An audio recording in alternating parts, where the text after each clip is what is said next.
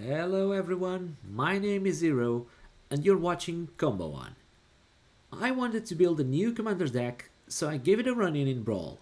And boy, am I glad that I did. I think I have already decided to houseband this deck before my friends did. And the deck is Katara Waterbending Master. I wanted to build Katara as soon as I saw her spoiled, because her abilities, whenever you cast a spell during an opponent's turn, you get an experience counter, and whenever Katara attacks, you may draw a card for each experience counter that you have. If you do, discard a card. This is 2 mana for a 1/3, and it's perfect for something that I really wanted to do for a long time, which is build a Dungeon Master deck. I would not be the opponent on the table, I would be a participant. The participant that decided which one of the others would win that specific game. But as I tried out Katara in Brawl, I understood that this is just too oppressive. The deck is enabled by a lot of instant spells, and specifically spells that allow you to untap your lands, because that will allow you to cast multiple spells on your opponent's turn, and then have a lot of experience counters that will make Katara attack and draw more cards on your turn. The point here is to just untap, attack with Katara, pass the turn, play your spells on your opponent's turns. To do that, Katara needs to be unblockable or needs to have some sort of protection, so we are playing cards like Aqueous Form or Ether Tunnel. Then you'll have the traditional counterspell suite with cards like the Namesake Counterspell, Flare of Denial, Force of Negation, and all of that stuff to help you deny your opponents the resources that they want to cast. And more than that, you'll have all the traditional tempo play that you expect blue to have in cards like Fading Hope, Into the Floodmaw, or Paths of Twinveil, if that's how that's pronounced. Not only that, you'll have the traditional auras that I really love in Commander and in Brawl, cards like Eaten by Piranhas and Amphibian Downpour, as well as other insignificance, for instance, or Unable to Scream. These are all cards that will turn your opponent's commanders into bricks, essentially, because they lose their abilities. And then you'll have the cards that will allow you to just recur all of your spells in the traditional Snapcaster Mage and Torrential Gearhulk. We are of course playing a lot of cards that will just wrap up our strategy into a concisive and powerful deck in Eluge that will make our spells much cheaper, Hullbreaker Order that will get to a point where it just bounces everything else off the battlefield and you'll be free to swing for the win, Brazen Borrower, which is 2 instants in 1 card, and Winter Moon, which is here just to peg our opponents back a little bit, make them slower getting to their crazy strategies, just to make sure that we can control their game faster, that they can develop it. And of course, my conclusion was, if you are so good at controlling the game, eventually you just win, right? And that's why we are trying this deck out first in Brawl, before we commit to an actual commander deck that our friends might actually end up hating. So let's see how the deck does in Brawl first. Here we go against Ishin. This time, again, a 2-land hand, but this one is much better with Brainstorm and a fetch land and Sapphire Medallion. This one is very keepable, the deck runs very cheaply. So let's go with an island.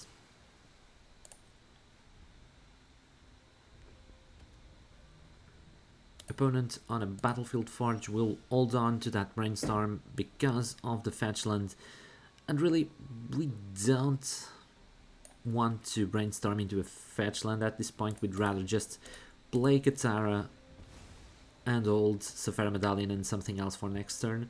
Let's go with an island and Katara turn 2. See what our opponent does, because Ishin is bound to have some creatures to start attacking alone, and Katara won't be a great blocker for long. No creature for our opponent, no spell really.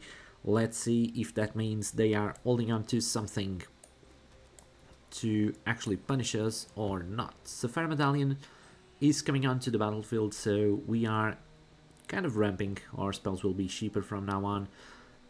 Opponent shouldn't have any interaction for this spell. They might be considering killing Katara. If they want to, they must do it now, because with Sapphire Medallion on the battlefield we will have Remands and Memory Lapse online. there's the thrill of possibility, so they are just discarding a card and drawing 2, so nothing from them. Will attack with Katara, not triggering her ability because again it would just make us discard a card because of no experience counters so far. We are bound to have our first one this turn with either a counter spell or a Paths of Twin Veil, and there's Zishin, so I think we'll just go with a remand,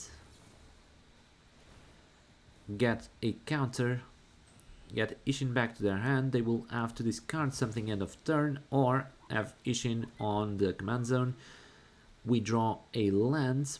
The opponent seems to be discarding something, which is a Blade Historian, alright.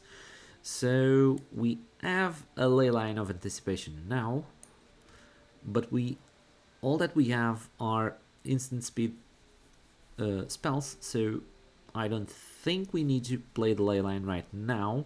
We'd rather just keep our cards in hand. Let's attack, draw a card this time.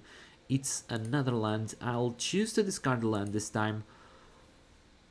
And 1 damage done. Opponent is playing now. We have plenty of interaction. We could have gotten away with the Leyline because we'd still have 1 piece of interaction available. This way we have all the options. An opponent is going with Anweir Garrison. I don't really like that card. So I think we brainstorm now.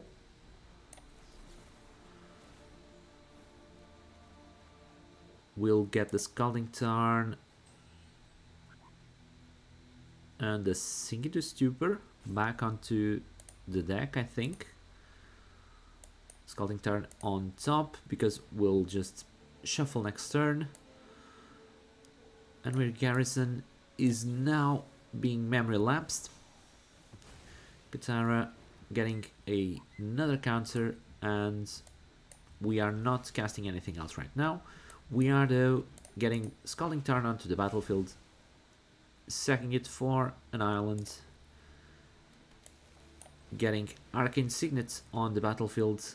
I might as well also play the Leyline because we still have 1 way to interact, but let's just attack with Katara first, see what we draw. Alright, we can discard another land, and we don't need to cast the Leyline still.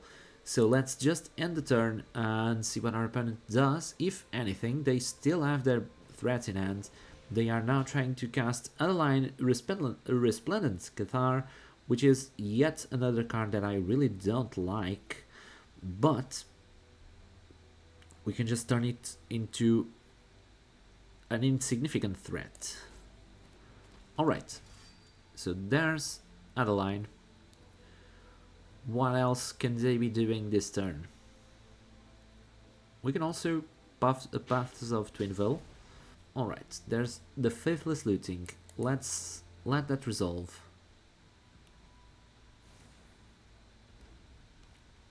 There's Mountain and nothing else from our opponent. We'll just turn that Adeline into something insignificant and pass the turn, really. We can hold on to our cards. Now I think that Leyline is coming in handy. That Mystical Tutor, we could fire it main phase to draw the card we tutor for with Katara, but I'd rather keep it for a tight spot where we actually need a card. Right now we're just cruising. So we'll attack with Katara. Draw a bunch of cards. We will discard, I'd say, Bellion. Katara is going through. Yeah, they choose not to block. We can now cast Leyline of Anticipation. We can get a land onto the battlefield. we have a whole lot of interaction still, and our opponent is in a tight spot. Again, we are just pressing through 1 damage at a time, and our opponent can't do anything about it. They are playing Glittering Stockpile, which I will let resolve. They are now playing Enemy Garrison once again. I think we now want to counter this. Or do we just turn it into a 0-2? I think we want to counter it. Because if we do... Yeah, let's counter the Garrison.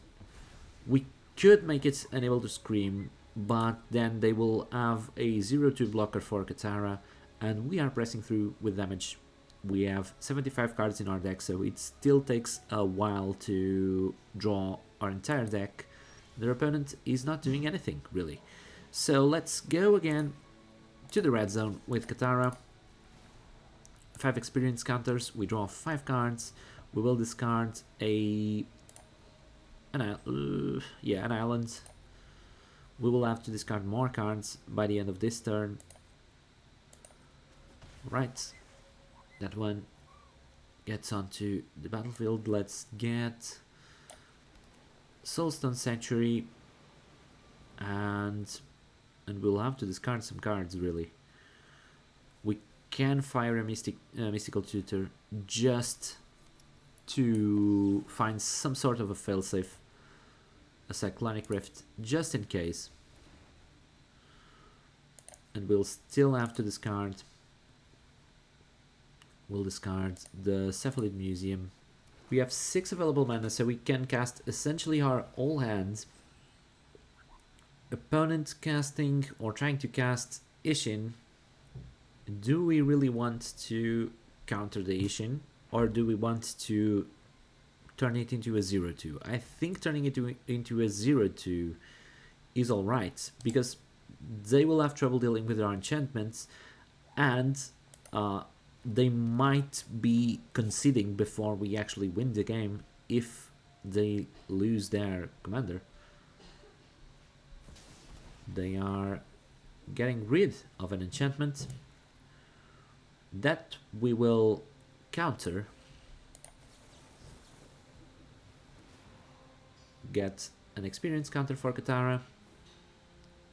Things are going from bad to worse for them. They might be trying to attack.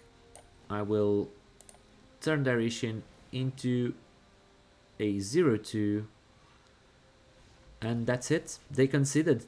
It worked according to plan. We just control everything about this game with this deck, so there is no way our opponents really can climb out of our tight grip as soon as we start drawing a whole bunch of cards every turn with Katara.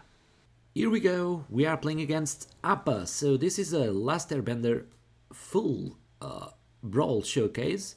We have 3 lands in hand, we have Aqueous Form, which will be needed, Malcolm, and a couple of good cards. Okay, this is a very capable hand, let's go! Opponent on a Plains and Esper Sentinel. We'll go with an island for now. No, we'll go with a Polluted Delta. We don't have a Winter Moon yet, so I'm not worried about the non-basics. We'll go for the Gate to Sea Tower just to get a tapped land out of our deck. Opponent with a Legion standing. Attacking with the Esper Sentinel. We take 1. We go with an island and Katara. We now have a blocker for the 2 creatures that they have, if they don't remove Katara. Dawn of a New Age. Alright. So no attacks. We get an island. We get Aqueous Form on Katara. At this point, I think we'll pay for the Esper Sentinel. We attack with Katara. There's a Remand. Yeah, I'll keep the Remand. declining to activate Katara's ability because we have no counters. We just have to discard a card. Opponent playing Appa, and we have a Force Spike in hand, which is perfect at this moment. Getting a counter for Katara, they get to draw a card from Esper Sentinel, but they can't pay the one for Appa, so this sets them back. We get rid of the Force Spike that will get worse in hand as our opponent gets more and more lands. So they have a free attack now, attacking for 2, getting some life back. And here we go. We have the Remand now in hand. Let's play the Soulstone Sanctuary. Let's play the Sapphire Medallion. And Sapphire Medallion will let us Frantic Surge for 2 mana. So I won't pay for Esper Sentinel. Because this way we can Frantic Surge on their turn and still keep Remand or other spells online. Let's attack with Katara. We get a Scry, which is a Luge. We are not playing the Luge now. I'd much rather keep Malcolm in hand as well, so we'll keep a Luge on top, and we won't activate Katara. Because that way we'd get a Luge this turn and not we'd have to discard one of these cards. We don't have any advantage in having it in hand sooner. And this is alright for now. Opponent with a 5th land. Appa now costs 6. They have potentially a free attack. They are attacking with the 2 creatures. We are taking the 2. What else do they have? They must have something. They have 5 lands and a full grip of cards. That's not a card that we really want to see, so let's start with a Frantic Surge. Get 1 experience counter.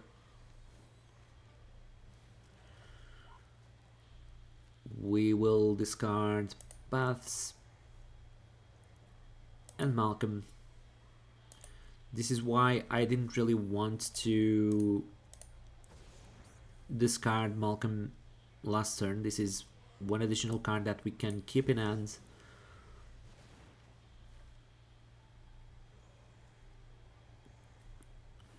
Remand the 1 ring. Get a card back, which is a very good card.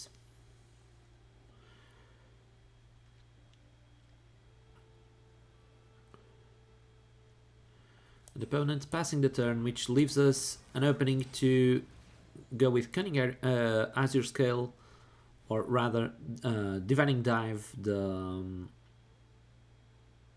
Let's go with non-land. The Omen side of that card, and let's go with Mystical Tutor. We'll just get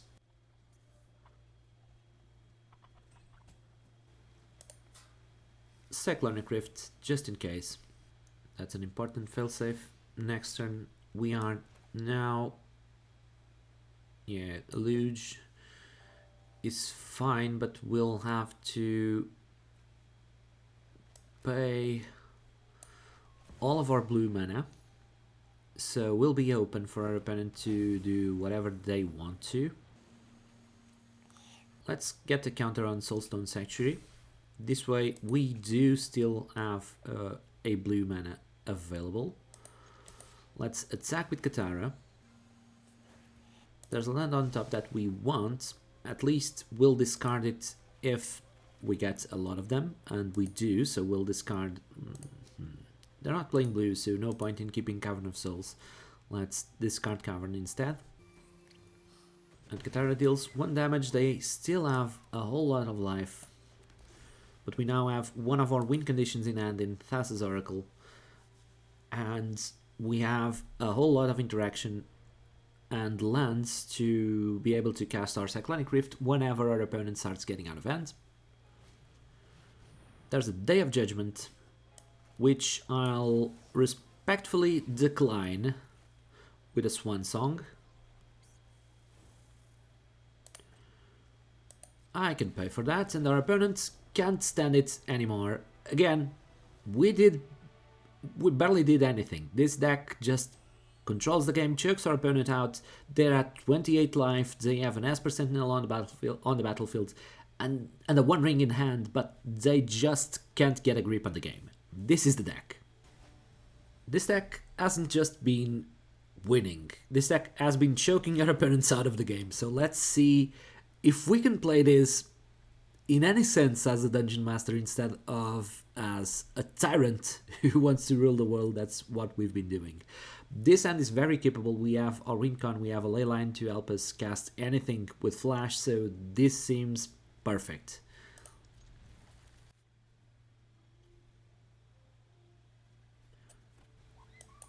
We are starting with a Leyline on the battlefield and Jwari Ruins just because I want to make sure we hit our land drops.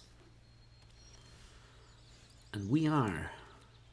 So let's go with an island and let's pass the turn. See what our opponent does. Most likely we'll just play Katara and hold Sapphire Medallion for the next turn, but you'll never know. Opponent with an island and an Elvish Mystic. So their ramp is awfully slow. We'll just go with Katara.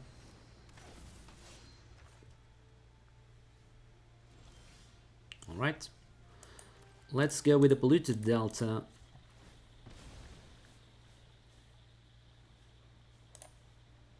Get rid of it for an island. Attack with Katara. Again, I can't stress this enough. Don't use Katara's ability before you cast something on your opponent's turn. And we'll pass the turn. If our opponent doesn't do anything too exciting, we'll just cast the Medallion. If they try to cast Cody's, we'll Flare of Denial, paying full cost. There's a Rampant Growth. Allow it.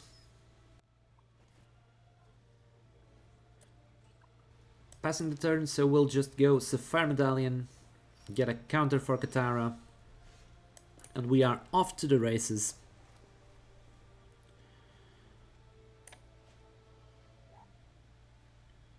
We'll attack with Katara first.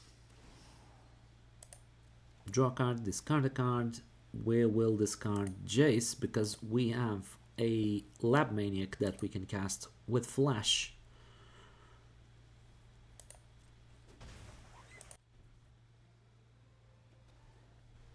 This turn will most likely just Flare of Denial our opponent's commander.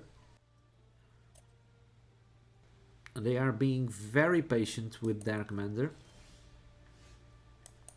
which I don't mind. Let's get the Prismatic Vista and get rid of another land on our deck first, because we only have one experience counter. Let's attack with Katara, see what our opponent does. We'll draw something. Otherwise is a great card. And I honestly think we can still get rid of it, because we can Torrential Gearhulk to bring back Otherwise and get rid of their creatures attacking completely by surprise, so I think it's the best way to go about it. This way we still keep two counterspells for their commander, which they are being too patient with.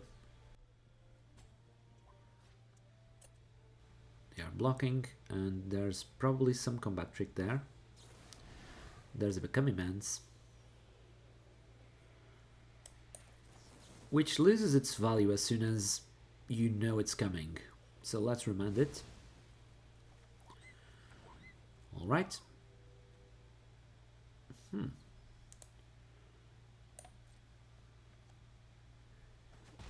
They lose their Elvish Mystic, and we still have a way to bounce something back, and we have a counter online for their commander once again.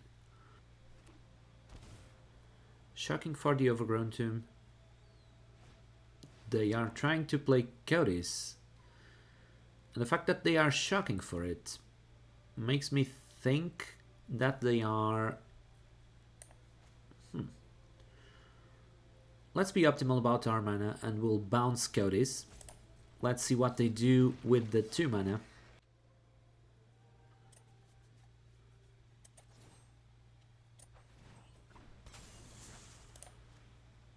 Let's bounce Cody's. Now if they try to make it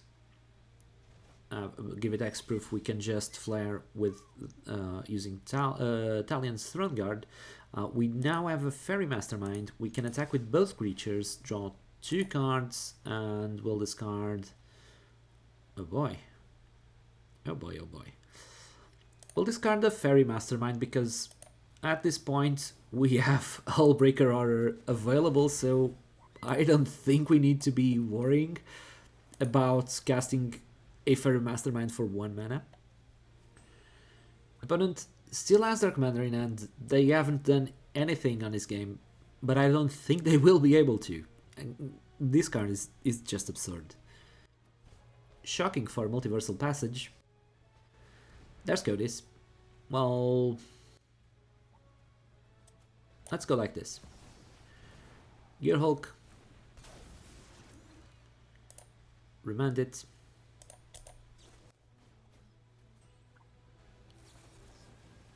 An offer you can't refuse. Alright. Alright. Let me create my tokens. I'll still counter your spell.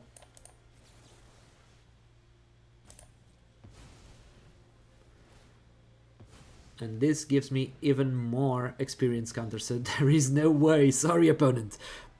This deck, I mean, again, the conclusion is there is no Dungeon Master. There is only a Bloodthirsty Tyrant in the form of a 1/3/2 mana creature. This deck is absurd. So to wrap up the video, as you might have seen in the games themselves, there are some built-in win conditions within the deck, and Lab Maniac and Thassa's Oracle are of course the main ones. Then also Jace, Wielder of Mysteries. Since we are drawing so many cards, we will find ourselves just drawing our entire deck. Those are our hard win conditions within the deck. And my favorite card in the deck, the Fairy Temporal Pilgrim, which is a Planeswalker that we will always be casting before combat because we'll -2 to get a 2/2 Spirit token, and then we'll attack with Katara, we'll draw a bunch of cards, we'll grow both the Fairy and the Spirit token, and we'll have some big creature back to protect the Fairy from an incoming attack, and next turn we'll most times have a Teferi ready to -12 and just win the game on the spot. And so please now don't go and make this viral, because I really don't want to face this deck over and over in the traditional Brawl ladders, because, well, this is not very fun to play against. It's not very enjoyable for our opponents, so I don't want to be on the wrong side of this deck. Please try it out for yourself, but don't go and play it every single game, because I really don't need that. In the meantime, if you haven't, go watch some of these videos showing up on your screen right now. If you haven't, please like and subscribe. It will be very helpful to me. I truly appreciate you being there. And if you watched this far, well, thank you. I know how annoying my voice is. I've been editing these videos recently and I don't really like it. Until next time, keep comboing on.